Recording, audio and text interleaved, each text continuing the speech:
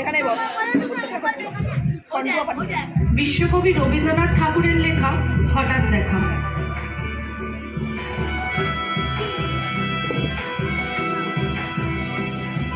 রেলগাড়ির কামরায় হঠাৎ দেখা, ভাবিনি সম্ভব হবে কোনোদিন। আগে ওকে বারবার দেখেছি লাল রঙের শাড়িতে ডালিম ফুলের মতো রাঙা, আজ পরেছে কালো রেশমের কাপড়, আঁচল তুলেছে মাথায়, দোলন চাপার মতন চিকন মুখখানি ঘিরে। মনে হলো কালো রঙের একটা গভীর দূরত্ব ঘনিয়ে নিয়েছে নিজের চারিদিকে, যে দূরত্ব সর্ষে ক্ষেতের শেষ সীমানায় শালবনের মিলন জলে। থমকে গেল আমার সমস্ত মনটা, চেনা লোককে দেখলাম অচেনার গাম্ভীর্যে। হঠাৎ খবরের কাগজ ফেলে দিয়ে আমাকে করল নমস্কার, সমাজবিধির পথ গেল খুলে।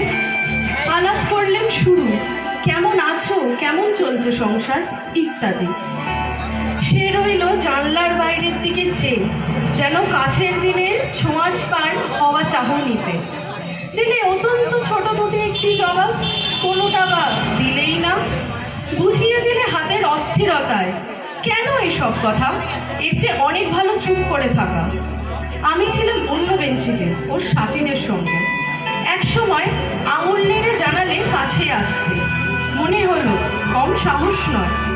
বসলো মোর এক বেঞ্চিতে, গাড়ির আওয়াজের আড়ালে বললে মৃদুস্বরে, কিছু মনে করো না, সময়ের কথা সময় নষ্ট করবার। আমাকে নামতে হবে পরের স্টেশনে, দূরে যাবে তুমি, দেখা হবে না আর কোনোদিন। তাই যে প্রশ্নটার জবাব এতকাল থেমে আছে, শুনবো তোমার মুখে।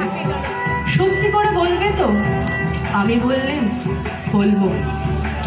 বাইরের আকাশের দিকে তাকিয়ে শুধোলো, আমাদের গেছে কি দিন, একেবারেই কি গেছে, কিছুই কি নেই বাকি? একটুকু রইলেন চুপ করে, তারপর বললেন, রাতের সব তারাই আছে দিনের আলোর গভীরে। হটকা লাগলো, কি জানি বানিয়ে বললেন নাকি। ও বলল, থাক এখন যাও ওদিকে। সবাই নেমে গেল পরের স্টেশনে, আমি চললেন একা। নমস্কার।